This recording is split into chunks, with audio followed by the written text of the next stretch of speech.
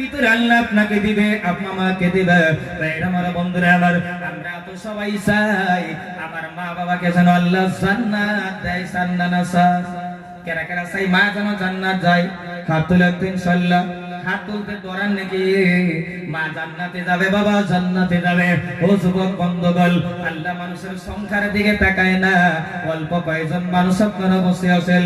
আমি ওই ঘটনাটা ক্লিয়ার বলবো।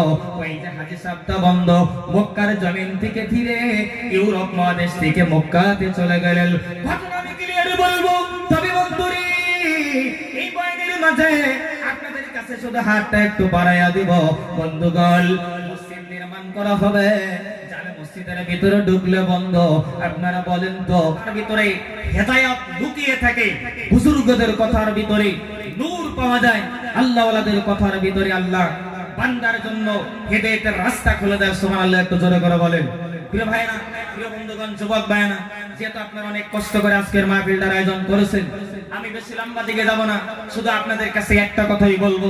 যুবক ভাইরা, যদি আপনারা কি করেন, 7 জানুয়ারি মানেন, 31 ডিসেম্বর যদি মানেন, মাদক দ্রব্য সেবন করেন, যদি আপনারা ভাঙ, গাঁজা, বিড়ি, সিগারেট ইত্যাদি যদি পান করেন, আপনার হাসরটা আল্লাহ কার সাথে বানাবো, এটা আমাদের জানা দরকার আছে না নাই? বলেন, কথা কোন নাকি আছে না নাই?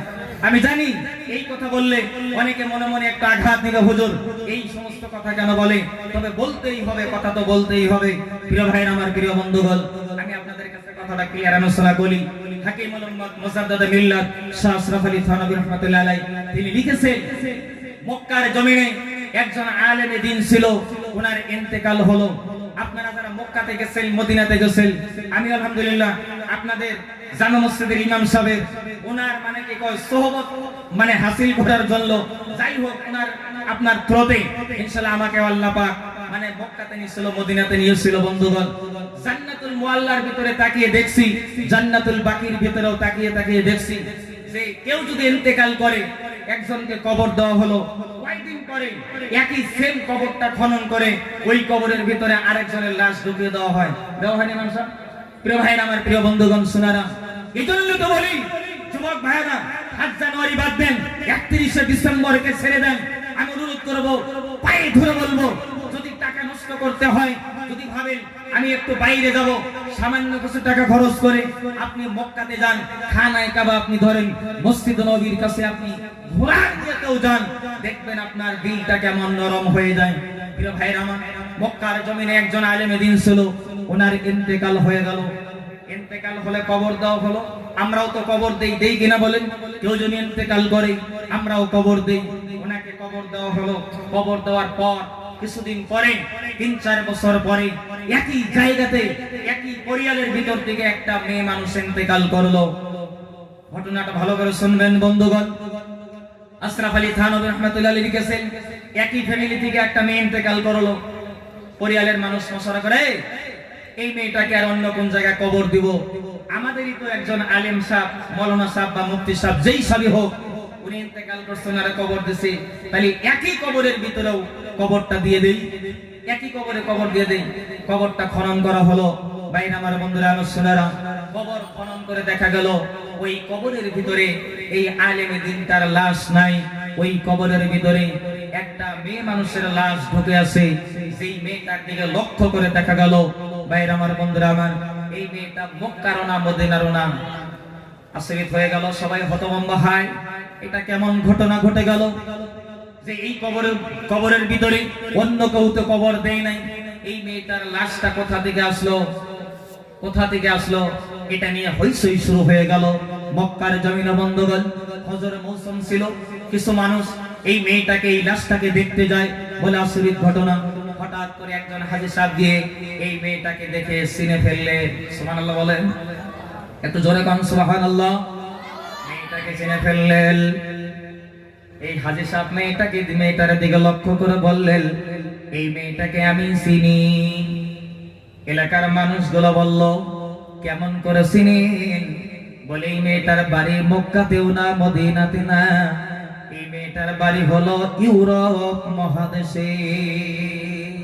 খুব গুরুত্ব দিয়ে শুনবেন, আমি বয়ান নাম্বার দিকে যাব না, আমি শেষের দিকে যাইতেছি। বন্ধ, এই হাজী সাহেব ডাক দিয়ে বললেন, এই মেয়েটার বাড়ি ইউরোপ মহাদেশে। মক্কার মানুষগুলো ডাক দিয়ে বলে, হাজী সাহেব, এই মেয়েটার বাড়ি যদি ইউরোপ মহাদেশে, এই মেয়েটাকে আপনি কেমনে চিনেন বলেন? হাজী সাহেব ডাক দিয়ে বলল, এই মেয়েটার বাড়িতে আমি কাজে ছিলাম, মানে কাম করছি। আমাদের বাড়িতেও দেখবেন আগের জামানায় 10-20 বছরের আগে দেখবেন মানুষের বাড়িতে কাজে থাকছে না নাই? ও বন্ধু, এমনি মফরুতে বলা হলো, ওই মেয়েটাকে কেমনে ছিলেন? ওই মেয়ে বাড়িতে আমি কাজে থাকছি। ওই মেয়েটা খ্রিস্টান ধর্ম অবলম্বী। মানুষের মাথা আরো ঘুরায়, গরম হয়ে গেল। খ্রিস্টান হয়ে যদি মারা যায়, তাকে তো বন্ধ ওই কবরস্থানে কবর দেওয়ার মতো জায়গা হবে না।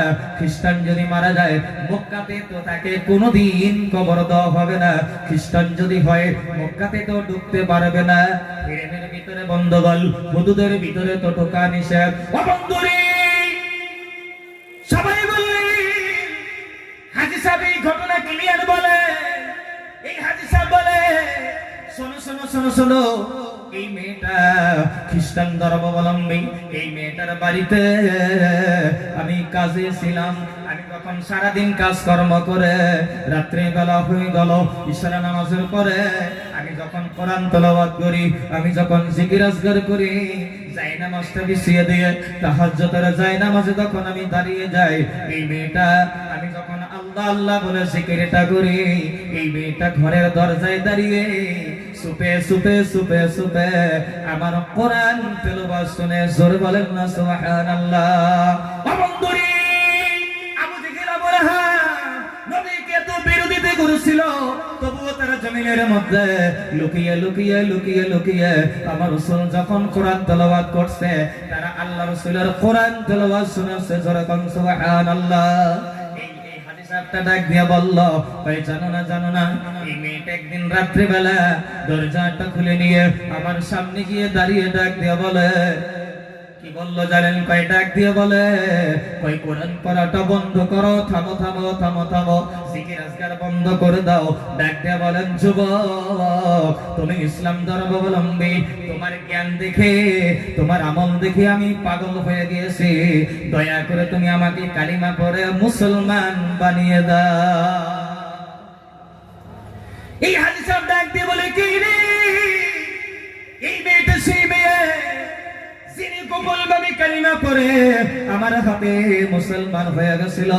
এই মেয়েটা ডাক দিয়ে বললেন, না, আমি যদি কি করি, আমি যদি প্রকাশ করে দেই, আমি যে কালিমা পড়ে মুসলমান হয়ে গেলাম, এটা যদি প্রকাশ পেয়ে যায়, তাহলে আমার আব্বা তোমাকেও মেরে ফেলবে, আমাকেও মেরে ফেলবে। এটা করা যাবে না।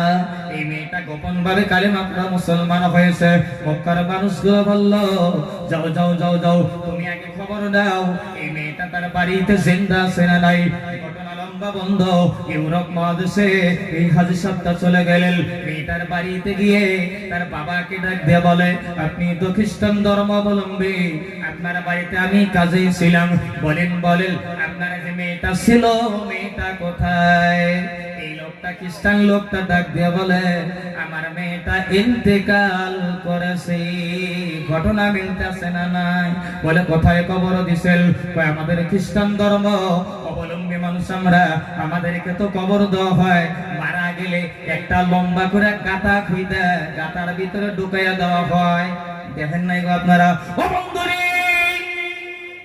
এই হাজী সাহেবটা ডাক দিয়ে বলে, না, আপনার মেয়েকে আমি মক্কার জমিনে দেখে আসছি, আপনার মেয়েটাকে আমি মক্কার ভূমিতে দেখে আসছি মক্কার জমিনে। বলে, মিথ্যা কথা বলো কেন? আমি আমার নিজের হাতে আমার মেয়েকে আমাদের কবরস্থানে কবর দিয়েছি। কই, চলো। কবরটা খনন করে দেখা গেল, এই কবরের ভিতরে তার মেয়েটার লাশ নাই। এই কবরের ভিতরে ওই যে মক্কার জমিনে যে আলিমটা ছিল, তার লাশটা এই কবরে ঢুকে আছে। ঝামেলা ঘটনা লাগছে না নাই? জোরে কোন লাগছে না নাই? বন্ধগণ, কথা বড় সত্য হয়ে গেল। হাজী সাহেব চলে গেলেন মক্কার জমিনে, বললেন ঘটনা সত্য। আপনি কেমন আমি কেমন, আপনার আমল কেমন, আপনার চরিত্র কেমন, আমার আখলাক কেমন, আমার চরিত্র কেমন কেউ না জানলেও আমার বাড়িওয়ালা কিন্তু ভালো করে জানে। কথা হয় না? না হয় কম হয় না গো? আপনি কেমন, আপনার চরিত্র কেমন কেউ না জানলে দেখবেন আপনার বিবি ভালো করে জানে। মক্কার কয়েকজন আলিম মিলে সবাই পরামর্শ করলো, এই আলিম তার বিবি বেঁচে আছে, তার কাছে গিয়ে আমরা জিজ্ঞাসা করব এর আমলটা কেমন ছিল। সবাই গিয়ে দরজার গেট থেকে গিয়ে জিজ্ঞাসা করলো, ভাই আপনার স্বামীটা কেমন ছিল বলেন। বলেন তো বন্ধু, মেয়েরা কোনোদিন স্বামীর বদনাম করবো নাকি? কন জোরে কন না, কে জোরে কন। স্বামীর এই তোরা কষ্ট, মেয়েরা কোনোদিন স্বামীর বদনাম করবো নাকি? কল। আচ্ছা আপনারা কি ঘুমাইছেন নাকি? একটু তকবি লাগাইছে না? বলেন তো বন্ধু, মেয়েরা কোনোদিন স্বামীর বদনাম করবো নাকি? খবর চাইতেছেন, এটা তার মানে আছে তো, পেশা বেশি আছে তো, ঠিক কিনা বলেন? ও বন্ধু, মেয়েরা তো স্বামীর বদনাম বেশি বেশি করে করে, আছে না নাই? কল আমগরে হালা করা জিন কাটা বালাডো অঞ্চলের বাবন কিন্তু এইটাও অভ্যাস আবার নাই, খুবই বালা, ঠিক কিনা? কল ঠিক কই না? কেন ও তাই ঝামেলা আছে বলবেন। কেমন ঝামেলা জানেন বন্ধু? নবী আমার বলেন, ইন্নাল মারাতা খুলিকাত মিন জিলাইল, পৃথিবীর মধ্যে জমিনের মধ্যে আমার আল্লাহ প্রত্যেকটা মেয়েকে পুরুষদের পাঁজরের পাকা হাড্ডি দিয়ে আল্লাহ বানাইছে। এই জন্য মেয়েদেরকে আপনি যতই আদর করেন, যতই ভালোবাসেন, যতই দামি দামি কাপড় আপনি দেন, বাজার যদি একবারে তুইলে দিয়ে বাড়তে ফেলান, হঠাৎ করে যদি একটু কম দামি কাপড় হয়, দেখবেন অনেক মা বোন আছে যারা দেখবেন স্বামীর নামে বদনাম করে, আছে না নাই? কর আছে না ভাইরা? আমার বন্ধুরা, আমার সোনারা, না না না না না না, মেয়েদেরকে আপনি গাই পারতে পারবেন না, মেয়েদেরকে আপনি আদর করতে হবে। বুখারীতে একটা হাদিস আছে বন্ধু, নবীর একটা অভ্যাস ছিল, নবী আমার প্রতিদিন আসর নামাজের পরে নবী প্রত্যেকটা বিবির ঘরে যাইতেন। সুবহানাল্লাহ, একটু জোরে কল। নবী আয়েশার ঘরে যাইতেন, জয়নবের ঘরে যাইতেন, হাফসার ঘরে যাইতেন। কিন্তু রে বন্ধু, নবীর একজন বিবি ছিল, নামটা লিখে রাখবেন, নাম ছিল হযরতে যায়েনব বিনতে জাহাজ। যায়েনবের ঘরে নবী আমার একটু বেশি দেরি করতেন, সবার ঘরে ধরেন 5 মিনিট, যায়েনব বিনতে জাহাজের ঘরে নবী আমার একটু বেশি দেরি করে। বন্ধ, কারো যদি 2টা বিবি, কারো যদি 3টা বিবি, কারো যদি 4টা বিবি, এক বিবির ঘরে যদি বেশি গল্প করে, আরেক বিবি এটা মাইনা নেব নাকি? সম্ভব নাকি বলেন? নবীর বিবিদের মধ্যে এটা নিয়ে কানাকানি শুরু হলো। যায়েনবের ঘরে গিয়ে নবী আমার একটু বেশি দেরি করে। ও বন্ধুরে, নবী কেমন ছিল কি কথাটা তুলে ধরার জন্য বললাম। নবী করলেন কি জানেন? যায়েনবের ঘর থেকে বেরিয়ে আয়েশার ঘরে গেলেন। আয়েশার ঘরে যাওয়ার পর আয়েশা নবীকে দেখার পর মুখটা একটু ফিরিয়ে অন্যদিকে নিল। মেয়েদের এমন অভ্যাস আছে না? না জোরে কন্যাকে আছে না নাই? যারা বিয়ে করেন নাই তারা তো বুঝবেন না, যারা বিয়ে করেন নাই তারাই ভালো আছেন, যারা বিয়ে করছে তারাই বড় বিপদে। ও বন্ধুরে, হযরত আয়েশা যখন মুখটা ফিরিয়ে নিল, নবী আয়েশা তুমি কেন মুখটা ফিরিয়ে নাও? কিসের জন্য মুখটা তুমি ফিরিয়ে নিলে বলো? কিসের জন্য তুমি মুখ ফিরিয়ে নাও বলো? মেয়েদের বড় ষড়যন্ত্র, বড় ভয়ঙ্কর। আয়েশা ডাক দেয়া বলে, নবী আপনি আমার কাছে অনেকবার আসছেন, এমন ঘটনা কোনোদিন ঘটে নাই। বলে কেমন ঘটনা? ওই যে আপনি মনে হয় মাগাফির ফল খাইছেন, মাগাফির একটা ফল খাইলে একটু মুখটা গন্ধ করে। নবী বলে না না না না না না, আমি তো মাগাফির খাই নাই। বলে তাহলে কি খাইছেন? হাসা কথা বল। নবী বলে, আয়েশা যায়েনবের ঘরে গেলি, আমাকে মধু পান করতে দেয়, আমি নবী মধু পান করতে বড় ভালোবাসি, আমি মধুটা পান করে তোমার কাছে আসছি। নবী আয়েশাকে বলেন, আয়েশা তুমি যদি বলো মধু পান করলে আমার মুখটা গন্ধ করে, আজকে থেকে আমি কথা দিলাম আমি আর জিন্দেগিতে মধু পান করব না। সুবহানাল্লাহ। ভাইরা আমার বন্ধুরা, আমার শোনারা, নবী wudu পান করে বন্ধ করে দিলেন আয়েশা কি ভালোবাসার জন্য। কিন্তু আমাদের বিবিরা যদি বলে মুখে থুজরে বলছে বিড়িও খাওয়া যাব না, সিগারেটও খাওয়া যাব না, আমরা কি মানবো কোন? বাচ্চা কিলে কিলে লেগে যাবো, ঠিক কিনা বলেন? কথা ভাই কিনা বলেন?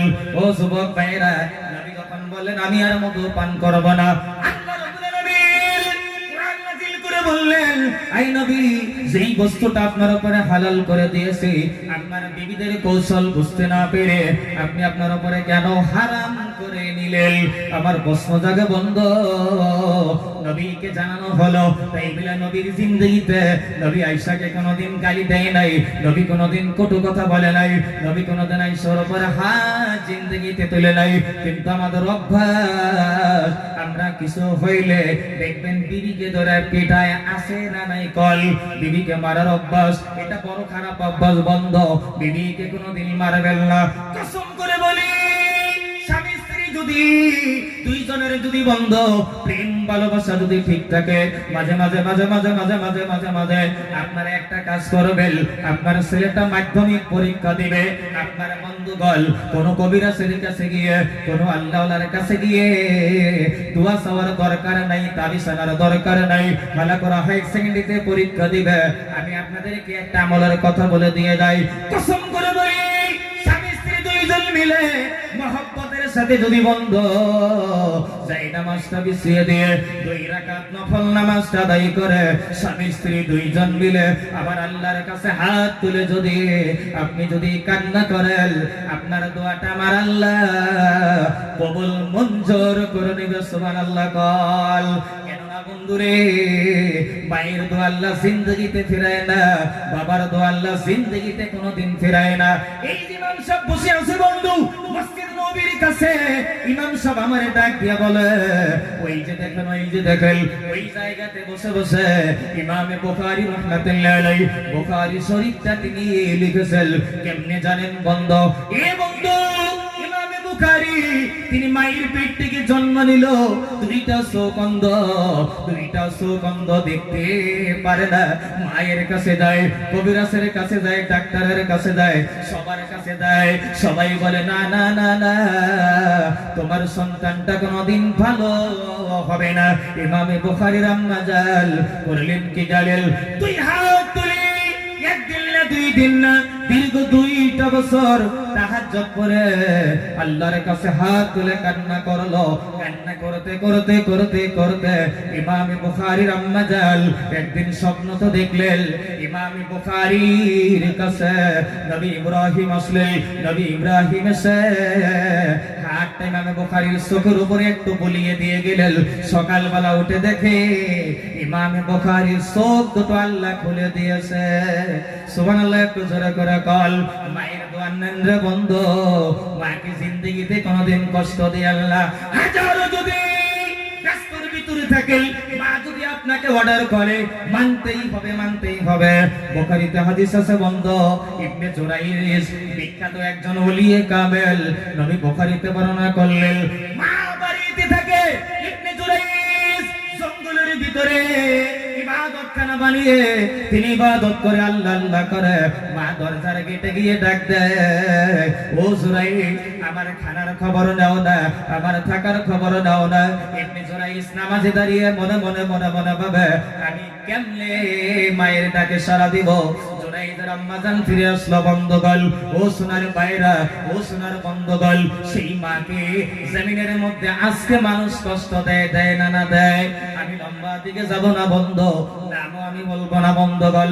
আমার কাছে একজন মুরব্বী মানুষ এসে একদিন বলে, আব্দুল মুকিত, আমার বাচ্চাটা, আমার সন্তানটা দোকানে যায় প্রতি রাত্রে, আজকে 9টা মাস হলো আমাকে একটা মা বলে ডাক দেয় না। আমি রাত্রিবেলা আমার ছেলে যখন বাড়িতে আসে আমি দরজার গেটের ভিতরে দাঁড়িয়ে থাকি, বালিশের ভিতরে মাথাটা লাগিয়ে দিয়ে আমি সন্তানের অপেক্ষায় থাকি। আমার সন্তানটা বোধহয় আমাকে একটা মা বলে ডাক দিবে, মা বলে আমার বোধহয় ডাক দিবা বন্ধ। ও সোনার ভাইরা, ও সোনার বন্ধুগণ, এই কথা বললো আমাকে কয়েকবার বলবা বলবা, আমাকে যেন একবার মা বলে ডাক দেয়, মা ডাক শোনার জন্য আমার মনে বড় আশা। বন্ধুগণ ভাইরা, এই কথা বলার পরে 15 দিন পরে এই মহিলাটা, এই মাটা আল্লাহর ডাকে সাড়া দিয়ে চলে গেলেন। বলেন তো বন্ধু, দুনিয়ার মধ্যে মারে ডাকলে যেমন শান্তি লাগে, অন্য কোন মানুষকে ডাকলে এত শান্তি লাগে নাকি? বলেন। পা জড়িয়ে ধরে বলবো, এই যুবক ভাইয়েরা, মাইকের আওয়াজ যত দূর পর্যন্ত যায়, মায়ের খেদমত করেন, আব্বার খেদমত করেন। আমি যে আপনাদের সামনে কথা বলি, গত বছর বলছি বন্ধ, এই কণ্ঠটা দেখেন বন্ধ, এটা আমার মা জননীর দোয়ার বরকত। আল্লাহর কসম করে বলি, আপনাদের সামনে কথা বলি, এটা আমার মার দোয়ার বরকত। আমার মা কিন্তু লেখাপড়া জানে না, আমার আম্মা জান কিন্তু নামাজও ঠিক মতে আদায় করতে জানে না, যা জানে অমনি আদায় করা বন্ধ। মায়ের দোয়া আল্লাহ জিন্দেগিতে কোনোদিন ফিরিয়ে দেয় না। এই যুবক বন্ধুগণ, আমি বয়ানের দিকে প্রথমের দিকেই বলেছিলাম, জান্নাতের ভিতরে আল্লাহ আপনাকে দিবে, আপনার মাকে দিবে। ভাইরা আমার, বন্ধুরা আমার, আমরা তো সবাই চাই আমার বাবা নারে তাকবীর, তাকবীর লাগে না, জোরে তাকবীর, নারে তাকবীর। ও বন্ধুরে, একজন কিন্তু উঠাউঠি করবেন না, যারা বাইরে আছেন সবাই ভিতরে ঢুকবেন। 3 জন হলো, তবে আমি ঘটনা ক্লিয়ার বলবো। আমি মনে মনে ভাবছি 4 জন মানুষ একটু পড়া করবো, দাঁড়ান না ইনশাআল্লাহ। 3 নম্বর ওসমান গনির মতো আপনার অনেক টাকা অনেক জায়গাতে যায়। ও যুবক বন্ধুগণ, আলাকরা মার্কেটের কথা আমাকে তো বলা লাগবে না, অনেকে মার্কেটে দোকান করেন, ব্যবসা বাণিজ্য করেন, দাঁড়ান না ইনশাআল্লাহ। আল্লাহর ঘরের জন্য 3 নম্বরে 1000 টাকা দিবেন, ইনশাআল্লাহ আল্লাহ যেন কবুল করে নেয়। দাঁড়িয়ে যান রে বন্ধু, সাহস নিয়ে দাঁড়িয়ে যান। আমাদের অঞ্চলে তো বন্ধ, টাকা চাইলে মাহফিলের ভিতরে মানুষ টাকা দিতে চায় না। গত রাত্রে ইমাম সাহেব ছিল বন্ধ, হাতিপতা রাত্রের 12:30টাতে বয়ানে বসছে বন্ধুগণ, 3টার দিকে সরছে বন্ধ। ও ভাইরা, আমি বললাম কত টাকা দিব? কয় হুজুর 10,000 দেন। আমি 10,000 টাকা দিলাম। একজন উঠে বলো, হুজুর মাদ্রাসার জন্য আমি 1 পোয়া জমি দিয়ে দেব। আল্লাহ তাদেরকে ফকিরও বানায় নাই বন্ধ। দাঁড়ান না ইনশাআল্লাহ, আপনার অঞ্চলের মানুষ দাঁড়াল। এই মসজিদটা জামে মসজিদ, 3 নম্বরে 1000 টাকা দেনওয়ালা। দাঁড়ান ইনশাআল্লাহ, এই 3 নম্বরে দাঁড়াল। হযরত ওসমান গনির মতো আল্লাহ যেন আপনাকে মালদার জন বানিয়ে দেয়। 3 নম্বর দাঁড়ান না, 1000 টাকা দিবেন। অনেকে ব্যবসা করেন, অনেকে দোকান করেন, মাছের দোকান করেন, অনেকে কাপড়ের দোকান করেন, অনেকে সেলাই মেশিনের দোকান করেন, অনেকে অনেক কাজ করেন, কৃষি কাম করেন বন্ধ। 1000 করে টাকা দেওয়া লাগবে। দাঁড়ান ইনশাআল্লাহ, 3 নম্বরে কে দিবেন? দাঁড়ান, মাঝখানে দাঁড়ান, এত বুঝাবুঝি করুন নাকি? দাঁড়ান, দেনই লাগবো নাকি? কোন দেন লাগবো না কণ্ঠ? আমি মায়েদেরকে বলবো, মা বোনেরা ইনশাআল্লাহ, মায়েদেরকে বলবো, মা আপনাদের এই বিষয়ে তো বয়ান হইল না, আপনারা ভাবছেন বয়ান হব, তবে আমি একজন মায়ের কাছে 1000 টাকার দাবি করব। মা বোনেরা ইনশাআল্লাহ 1000 টাকা পাঠাবেন। 3 নম্বরে কেন দেবেন? দাঁড়ান ইনশাআল্লাহ, আমি ঘটনাটা ক্লিয়ার বলবো, মোবাইলের ফোন পের মধ্যেও দিতে পারবেন। 3 নম্বরে 1000 টাকা দিবেন। লম্বা দিকে আমি যাব না বন্ধুগণ। তার বিবির কাছে গিয়ে বললেন, বিবির কাছে গিয়ে বলে আপনার স্বামী কেমন ছিল? মেয়েটা ডাক দিয়ে বলে, আমার স্বামীটা বড় ভালো ছিল, আল্লাহ কবুল করল। কি নাম বলতে ছিল? মিজানুর রহমান। হাজিরা কামলা করে খায় বন্ধ, আল্লাহর ঘরের জন্য 1000 টাকা নগদ দিল। নারে তাকবীর! তাকবীর লাগান না, একটু জোরে তাকবীর, ইল্লাহি তাকবীর। আল্লাহ কবুল করুন। মিজানুর রহমান আমার মামা, আমার ভাইনা সম্পর্কে আমার মামা হয়। 1000 টাকা 3 নম্বরে দিল। আল্লাহ যেন দানটা কবুল করে নাই, জোরে কোন আমিন। 3 জন হলো, 4 নম্বরে ইনশাআল্লাহ কারা দিবেন? 2টা ডিম দিল, এই ডিম ফোন, আল্লাহ কবুল করুন। একজনে 2টা ডিম দিছে বন্ধ। 3 জন হলো, আরেকজন হলে 4 জন হইয়া যায়। ও তাই আপনি কত নেক্সট দাঁড়ান দেন লাগবো, 1000 টাকা দিবেন না আপনারা?